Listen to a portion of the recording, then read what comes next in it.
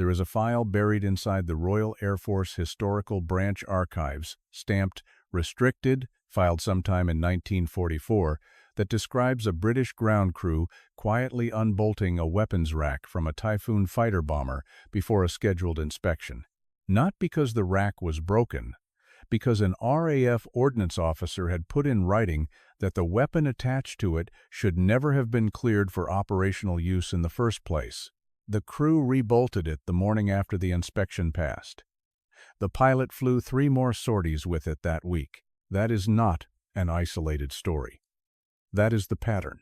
Throughout the Second World War, on every major front, in every major air force, pilots carried weapons they were not supposed to carry. Some were banned by international treaty. Some were condemned by their own engineers.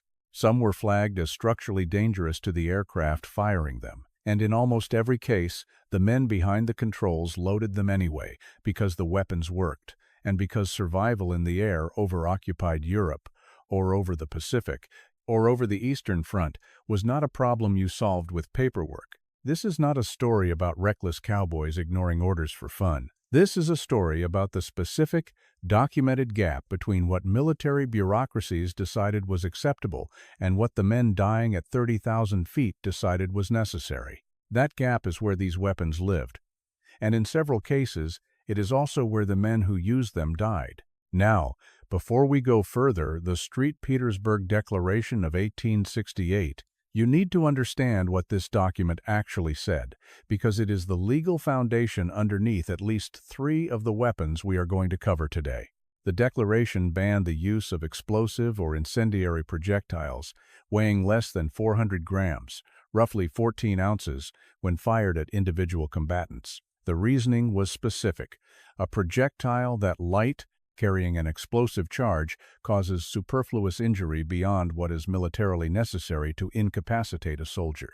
The signatory powers in 1868 agreed this crossed a line. By 1939, the logic had been extended to aerial combat by international legal consensus. Small-caliber explosive rounds designed to detonate inside a human body were, on paper, banned. 40 nations had affirmed some version of that principle by the time the war started. The Germans loaded them into their fighters on day 1.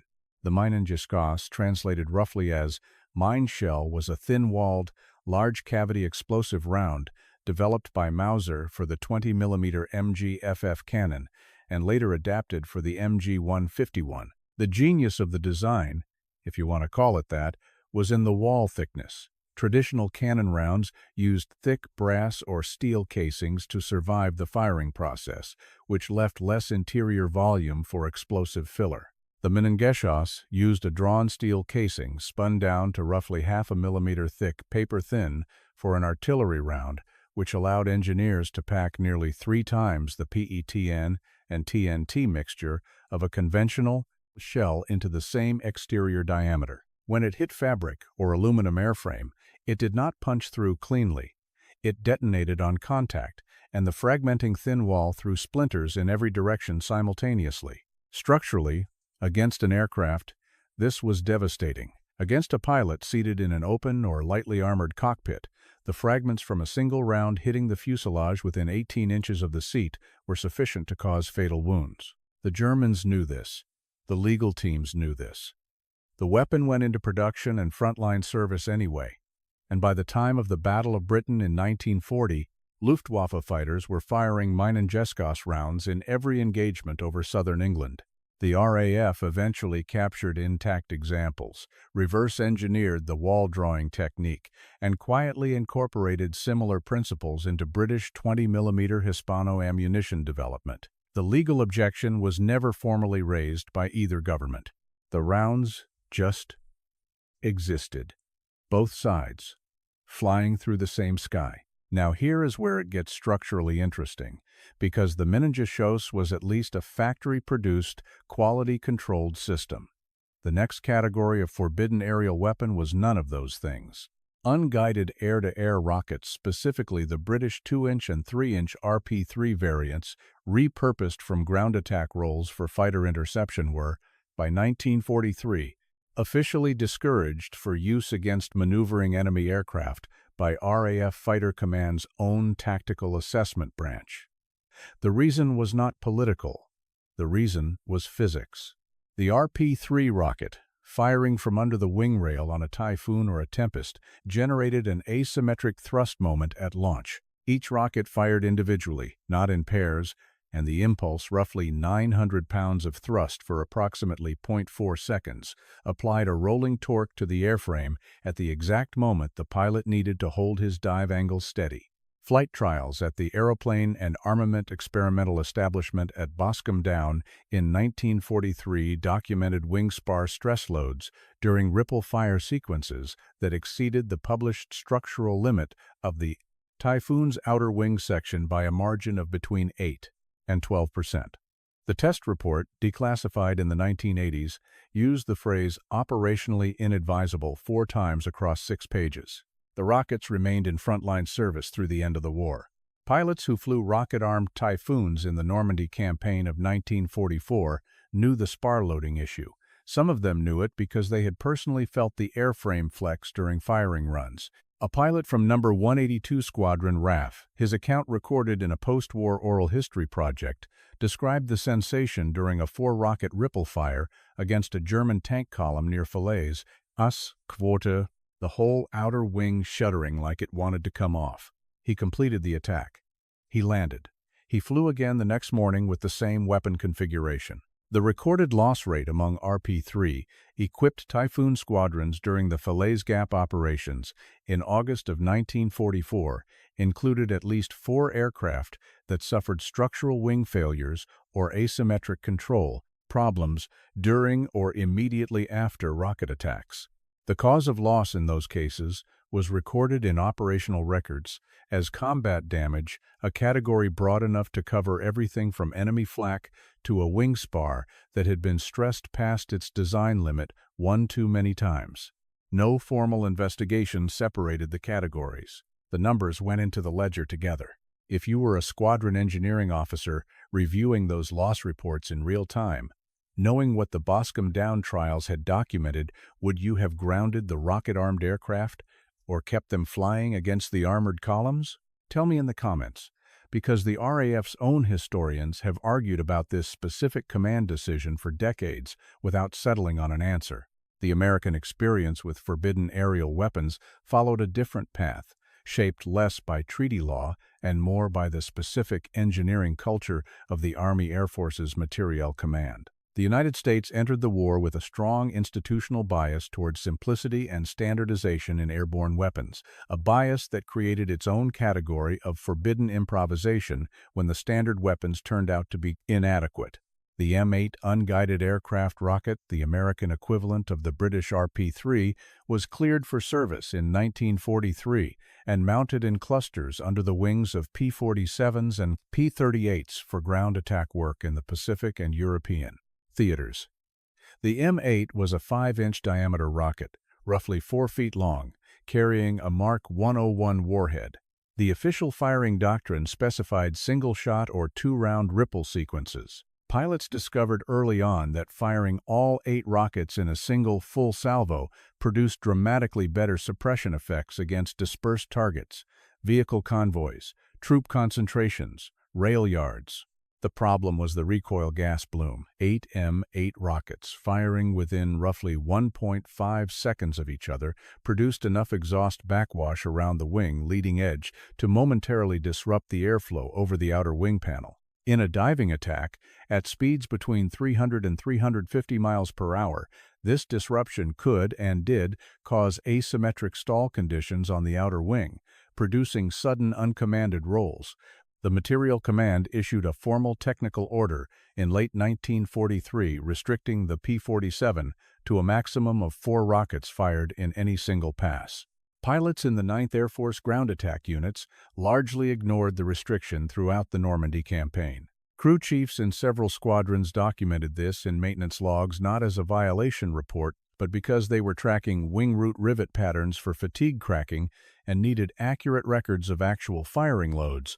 Those maintenance logs, preserved in the Air Force Historical Research Agency collection at Maxwell Air Force Base in Alabama, show clear patterns of full 8-round salvo firing in multiple squadrons across multiple months. The technical order existed. The firing continued. Now let us go east. Because the Soviet approach to forbidden aerial weapons is, in some ways, the most direct of all and the most revealing about how military necessity interacts with legal prohibition when the survival stakes are at their absolute maximum. The RS-82 rocket, carried by Soviet Ilyushin IL-2 ground attack aircraft, the Sturmovik, was cleared for use against ground targets. In 1941 and 1942, Soviet pilots, under direct operational pressure from command structures that were themselves under lethal pressure from Stalin's headquarters, began using RS-82 rockets in air-to-air engagements against Luftwaffe bombers. Specifically, they developed an attack doctrine of closing to between 300 and 500 meters behind a Junkers Ju-88 formation and firing unguided rockets into the formation volume, not at individual aircraft, a technique that required zero aiming precision because the rocket's inaccuracy became the weapon's spread pattern. This was not approved doctrine. The RS-82 was not designed for air-to-air use, had no proximity fuse, and required a direct hit to detonate reliably. The fuse was impact-sensitive, designed for ground penetration. Against aircraft, the failure to detonate rate on non-direct impact fuses was significant. Soviet pilots knew this. They fired anyway, because even a near miss that detonated close to a bomber fuselage could damage control surfaces or puncture fuel tanks, and because a formation of Ju-88s dropping bombs on Soviet infantry positions was a more immediate problem than the theoretical objections of an ordnance manual. The Soviet Air Force's own tactical manual, issued in 1942, explicitly prohibited the use of RS-series rockets in air-to-air combat roles. There is no evidence this prohibition was enforced in frontline units during the catastrophic fighting withdrawal of the same year. There is a specific incident from the summer of 1942, recorded in Soviet regimental combat logs and partially declassified in the 1990s, involving a group of 4 IL-2 aircraft from a unit operating near Stalingrad that intercepted a formation of Heinkel He-111 medium bombers. The IL-2 pilots, who were supposed to have already expended their rockets on a ground attack mission and were returning to base, had not expended them either because the ground target had been obscured or because the flight leader made a battlefield decision to retain them. They attacked the He-111 formation with full rocket salvos at close range. 2 He-111s were destroyed. One IL-2 suffered a structural failure in the center wing section, consistent with the rocket launch stress loads combined with the evasive maneuvering that followed the attack. The pilot did not survive. The loss was recorded as combat loss to enemy action. Across the Pacific, Japanese Naval Air Force pilots were dealing with their own category of forbidden weapon, one that sits at an uncomfortable intersection of desperation engineering and deliberate disregard for crew survivability that the Japanese 23 Court military command had been institutionalizing since 1942. The Type 3 incendiary shell used in the 30mm cannon fitted to later model Mitsubishi A-6M0s and the Kawanishi N1K Shiden was a round specifically designed to ignite the self-sealing fuel tanks of American B-29 bombers at altitude. The chemistry involved a phosphorus-based incendiary compound in the shell cavity that scattered on detonation, producing burning fragments at temperatures sufficient to defeat the rubber self-sealing compound in American tank liners. The phosphorus component also produced a dense white smoke that could briefly disorient a crew in an enclosed cockpit if the shell detonated close to the fuselage rather than inside it. The use of phosphorus-based incendiary compounds in anti-personnel roles, specifically against aircrew, put the Type 3 shell in direct conflict with the Hague Convention prohibitions on phosphorus weapons against combatants, to which Japan was a signatory. The Japanese Naval Air Technical Bureau's own internal memoranda, captured at war's end and catalogued by U.S. Naval Intelligence, show that legal review of the round's compliance status had been requested, and that the response from the legal directorate was never filed. The production order had already been executed. The rounds were already in service. The question of compliance appears to have been administratively lost. Whether that loss was accidental or deliberate is a question those captured documents cannot answer cleanly. Now, to the most structurally dangerous forbidden weapon category of the entire air war, and the one that has the clearest documentary trail of engineers saying in plain language that the weapon would kill the people operating it. Wing-mounted forward-firing mortars on fixed-wing aircraft. This is not a technology that sounds obviously problematic until you think through the basic mechanics. A mortar fires a projectile by using the gas pressure from a propellant charge ignited in the tube. In a conventional ground-mounted mortar, the tube is heavy, anchored to a base plate, and surrounded by earth that absorbs the recoil impulse. The mortar itself is not moving at 300 miles per hour when it fires. The German Bordkanone BK5, a 50mm cannon, adapted from anti-tank gun technology and fitted to Messerschmitt Bf 1-10G and Junkers, Ju-88P heavy fighters for anti-bomber and anti-tank work, was not technically a mortar, but it operated on impulse loading principles that created the same structural problem. The BK5 fired a 50mm round, with a projectile weighing approximately 1.8 kilograms at a muzzle velocity of roughly 570 meters per second. The recoil force of a single round was documented by the Reichsluftfahrtministerium, the German Air Ministry, as approximately 8 metric tons of instantaneous load on the forward fuselage mounting frame. The Bf 1-10's forward fuselage was not designed to absorb 8 metric tons of instantaneous axial load. Repeated firing of the BK5 against a stiff airframe produced progressive fatigue, cracking in the nose. Section frame members a problem documented in Luftwaffe maintenance records from 1943 onward. The official restriction was a maximum of 10 rounds fired in any single engagement before a mandatory airframe inspection. Combat reports from units equipped with BK5 armed aircraft routinely document engagement sequences of between 20 and 40 rounds. There is no record of those aircraft receiving the mandatory post-engagement inspections at the rate the restrictions specified. The Ju-88P, which carried the BK5 in a ventral gondola configuration, had an even more severe problem.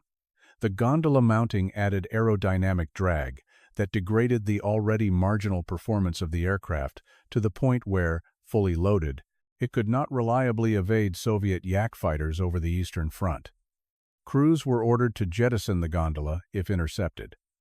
Several crews elected not to jettison, either because they believed they could fight through the interception or because the jettison mechanism had jammed a documented failure mode in cold weather operations. Those aircraft did not return. Look, there is an important distinction that runs through all of these cases that I want to be precise about.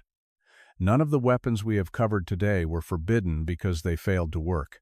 The Menengeschoss was devastatingly effective. The RP-3 caused catastrophic damage to German armored formations in Normandy. The post-war analysis of German armor losses in the Falaise Gap, while it significantly revised downward some of the more extravagant RAF claims, still credited rocket-armed Typhoons with the destruction of dozens of vehicles. The M8 salvo was effective. The RS-82 in air-to-air use, while inaccurate, created enough chaos in bomber formations to disrupt bomb runs.